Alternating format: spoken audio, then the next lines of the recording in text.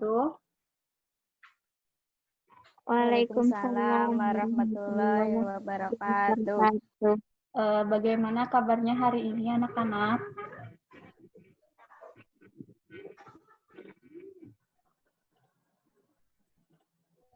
Baik, Baik, Bu. Bu. Oke, baik. Baiklah anak-anak, untuk memulai kegiatan kita hari ini, marilah kita awali dengan berdoa. Berdoa, disilahkan. Berdoa selesai. Ibu ucapkan terima kasih atas kehadiran kalian dalam kegiatan ini.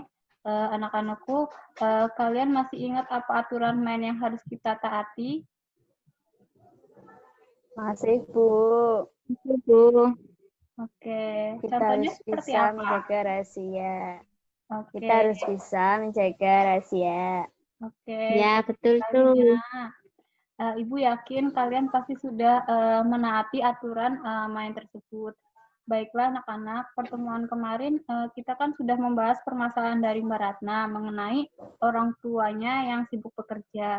Untuk pertemuan kali ini kita akan membahas permasalahan dari Mbak Laila. Bagaimana Mbak Laila? Iya, Bu. Baiklah, sekarang bisa Mbak Laila ceritakan permasalahan yang Mbak Laila alami. Jadi setelah perceraian antara ibu dan ayah, saya merasa semua berantakan, Bu. Mulai dari nilai, mimpi, pertemanan, semuanya lah, Bu. Ini gara-gara istri saya yang baru. Sampai saya tidak sudi memanggilnya ibu. Coba bisa jelaskan pada Ibu alasannya Mbak Laila tidak sudi memanggilnya Ibu. Ya, Bu.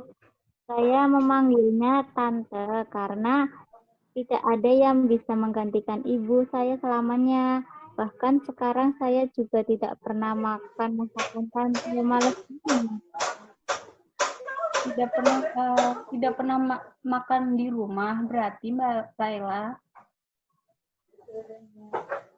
Ya, Bu, saya tidak pernah makan di rumah karena ketika saya melihat wajah tante, rasanya berubah jadi tidak enak. Saya tidak sanggup lagi berada di rumah, Bu. Saya ingin pergi saja rasanya. Dengan kata lain, Mbak Laila tidak pernah makan masakan tante karena Mbak Laila tidak menyukai tante. Iya, Bu, saya sangat tidak suka hal apapun tentang dia karena dia telah merebut ayah saya. Tenang Mbak Laila, Ibu mengerti perasaan Mbak Laila.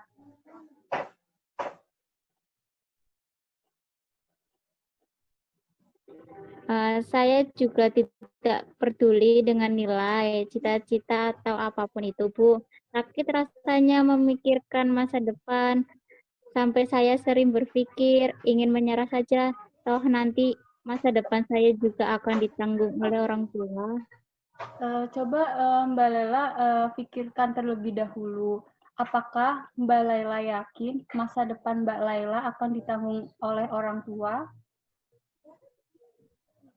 Entahlah, Bu, saya sudah tidak bisa memikirkan apapun lagi, tidak ada yang dapat mengerti saya. Saya merasa sendiri di dunia ini. Mengapa Mbak Laila berpikir seperti itu? Bukankah Mbak Laila masih memiliki orang-orang yang sayang dengan Mbak Laila? Misalnya seorang sahabat yang selalu ada di saat Mbak Laila membutuhkan. Nah, dia yang dekat dengan saya saat ini. Saya sudah tidak percaya lagi dengan orang lain. Saya takut, Bu, tapi tetap saja hati saya selalu hancur. Setiap harinya bertengkar dengan tante dan adik tiri saya di rumah. Sampai saya tidak bisa tidur dan akhirnya tugas saya terabaikan. Siapapun yang memiliki masalah, apalagi dengan keluarga, pasti sedih sekali rasanya. Apakah dari teman-teman yang lain ada yang ingin menanggapi atau memberi pertanyaan? Saya, Bu. Baiklah, Mbak Ratna, silahkan. Saya rasa jika saya ada di posisi Laila, saya juga sakit hati, Bu. Tapi kalau perceraian itu sudah beberapa bulan yang lalu dan kamu masih bisa masuk sekolah seperti biasa, kamu sebenarnya kuat loh, La. Terima kasih, Rat. Apakah ibu tiri kamu pernah mengajak kamu berbaikan, La? Kadang ketika saya menangis, tante memeluk saya dan bilang minta maaf. Wah, berarti ibu tiri kamu sudah punya niat baik, La. Apakah kamu tidak ingin memberikan kesempatan untuk dia? Saya ragu, Rat. Entahlah. Boleh kita tahu apa yang membuatmu ragu dengan ibu tirimu itu? Ragu begitu tahu. Namun yang pasti saya masih punya rasa marah juga terhadap sikap tante dan ayah. Saya juga menyayangkan hubungan antara ayah dan ibu kandung. Kalau memikirkan itu, saya kepikiran dan akhirnya malas untuk belajar atau melakukan apapun. Kayak tidak ada semangatnya gitu. Sejak kapan Laila merasa hubungan Laila dengan ibu mulai berubah?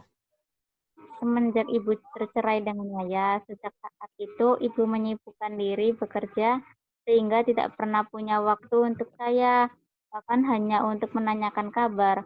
Saya hanya berpikir, mungkin ibu juga sedih dan mengalihkan sedih itu dengan bekerja. Tapi saya tidak suka karena merasa diabaikan seperti ini. Kalau menurut saya sih tidak ada salahnya kalau kamu yang berkunjung menemui ibumu atau sekedar menghubungi dan menanyakan kabar, lah. Ya sih, selama ini saya hanya menunggu kabar dari ibu. Saya belum pernah mendatanginya. Oke, baiklah. Sejauh ini dari pembicaraan yang telah kita lakukan, maka dapat Ibu simpulkan bahwa orang tua Laila bercerai dan Laila ikut tinggal bersama ayah. Sejak saat itu, hubungan Laila dengan ibu kandung semakin jauh. Dan Laila selama tinggal bersama ayah tidak menemukan sosok ibu pada ibu tiri Laila dan perlakuan ayah yang pilih kasih terhadap anak-anaknya. Hal itulah yang menyebabkan Laila merasa hidup sebatang kara tanpa orang-orang yang dulu menyayangi serta berdampak pada prestasi di sekolah. Benarkah demikian, Mbak Laila? Iya, Bu, kurang lebih demikian permasalahan yang saya alami. Setelah mengetahui permasalahan dari Mbak Laila, maka Ibu akan menggunakan teknik kursi kosong atau empathic card yang didukung dengan beberapa teknik, yaitu teknik pokoknya teknik itulah. Terus takon deh. Takon. Itu teknik apa ya, Bu? Baiklah anak-anak, perhatikan ya, teknik kursi kosong adalah salah satu teknik yang digunakan dalam konseling, di mana seseorang itu memerankan dua peran sekaligus, yakni kecenderungan top dog dan underdog. Top dog itu di sini mempunyai sifat yang otoriter, ingin menguasai, ingin menang sendiri. Sedangkan yang underdog ialah posisi yang lemah dan susah untuk mengungkapkan perasaannya. Nah, tujuannya untuk menyelesaikan masalah Mbak Laila yang belum terselesaikan. Jadi, nanti Mbak Laila memerankan ketika kecewa, marah, itu adalah top dog. Sedangkan yang underdog itu ketika Mbak Laila tidak bisa mengungkapkan perasaan ketika menghadapi permasalahan ini. Apakah Mbak Laila sudah siap?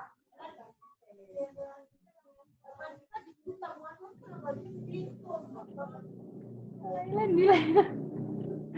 Aduh. Iya, Bu, siap.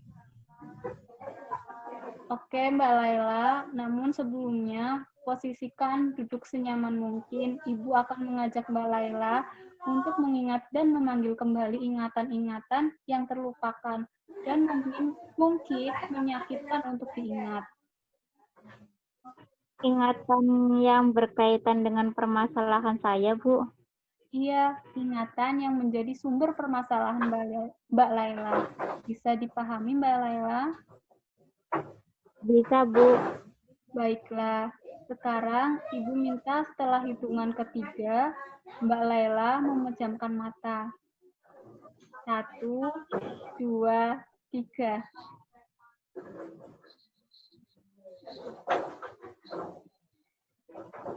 Oke, bayangkan Mbak Laila berada pada situasi saat Mbak mengalami masalah tersebut. Panggil kembali ingatan yang mungkin sangat menyakitkan bagimu dan hadirkan orang-orang yang terlibat dalam masalah itu. Coba ingat kembali apa yang kamu perdebatkan saat itu. Hal menyakitkan apa yang Mbak Laila rasakan yang sampai saat ini belum bisa kamu lupakan. Setelah kamu mengingat kejadian itu, sekarang buat dirimu rileks. Hiraukan suara-suara yang dapat mengganggu perhatian, bahkan sekalipun itu suara hatimu. Ingat dan ingat. Kembali setiap kalimat-kalimat atau bahkan kata yang menyakitkan kalian pada saat itu. Dalam hitungan ketiga, buka mata secara perlahan-lahan. Mbak Laila.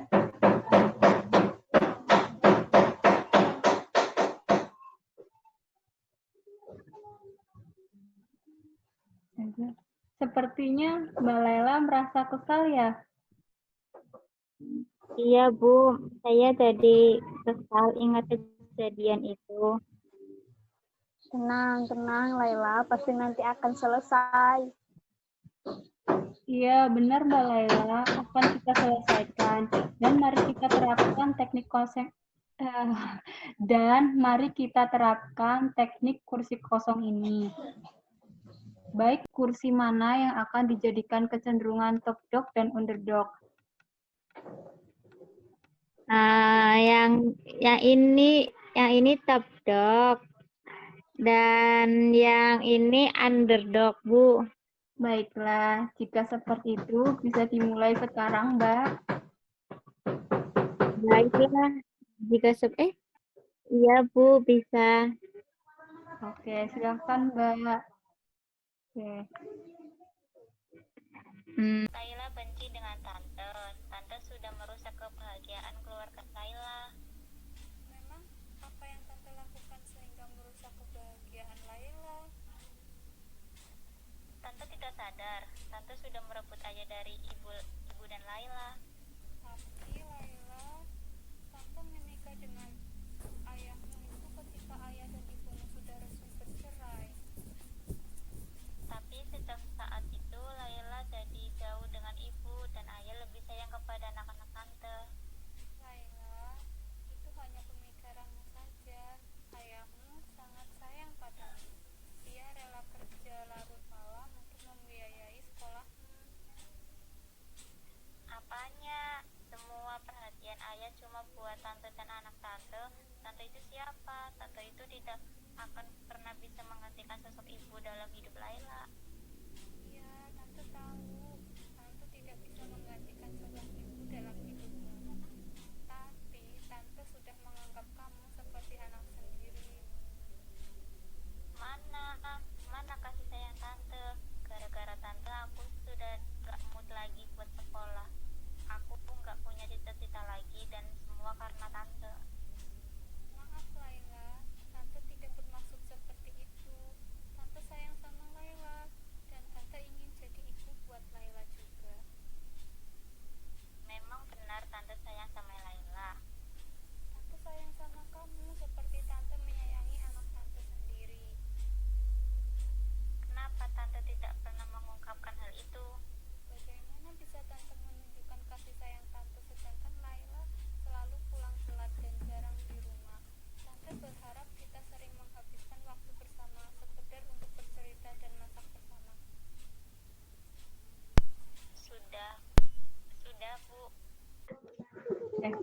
Baiklah, bagaimana perasaan Mbak Laila sekarang?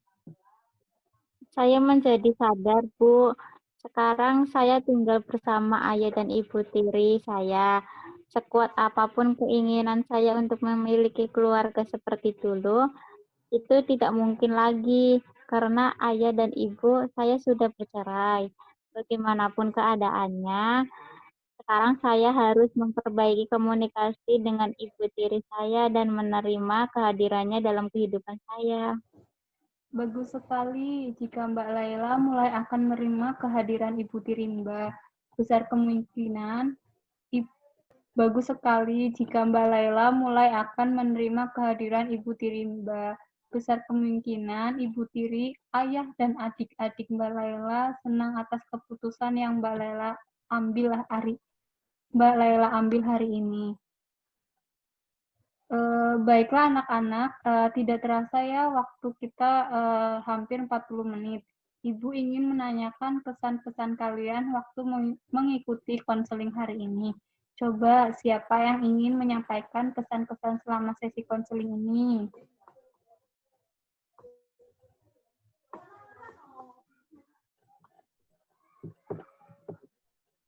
Saya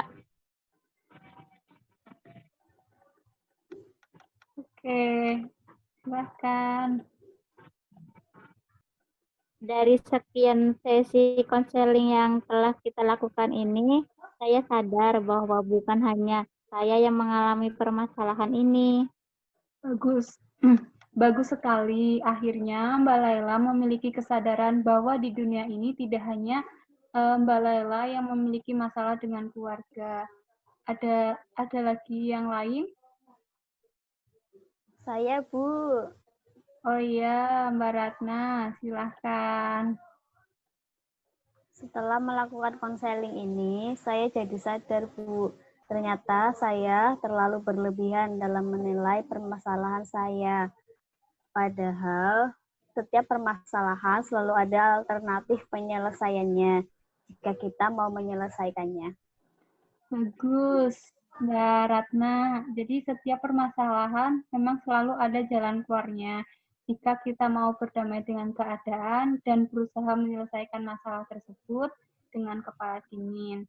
Nah, setelah kita melakukan proses konseling, sekarang Ibu minta salah satu dari kalian untuk memberikan masukan selama Ibu menjadi pemimpin kelompok dalam konseling kelompok. Saya, Bu. Oke, baik Mbak Ratna, silahkan. Terima kasih, Bu, karena sudah mengadakan konseling kelompok ini yang sangat memberikan banyak manfaat. Ibu sudah baik dalam memimpin kelompok ini. Ibu bersedia mendengarkan permasalahan kami, membantu kami menyadari dan menyelesaikan permasalahan kami. Oke, Ibu merasa senang apabila kalian merasa terbantu dengan diadakannya konseling ini. Ibu berharap setelah konseling ini kalian dapat menjalani kehidupan dengan penuh rasa tanggung jawab.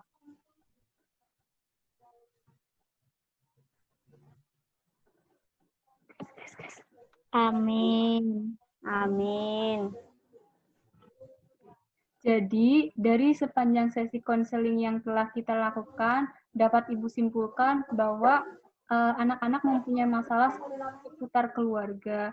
Setelah melakukan beberapa teknik seperti memanggil ingatan masa lalu, melakukan dialog dengan diri sendiri menggunakan teknik kursi kosong, membuat kalian mampu menyadari, memahami permasalahan yang kalian alami, dan kalian mengetahui apa yang akan kalian lakukan setelah ini.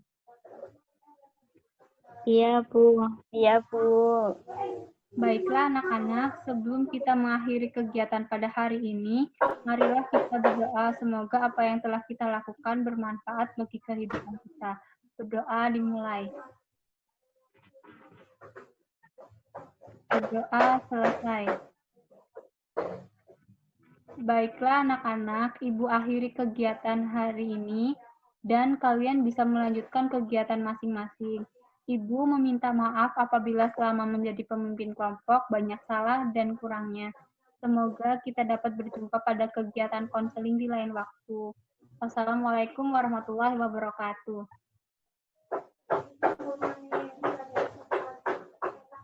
Waalaikumsalam warahmatullahi wabarakatuh. Wabarakatuh.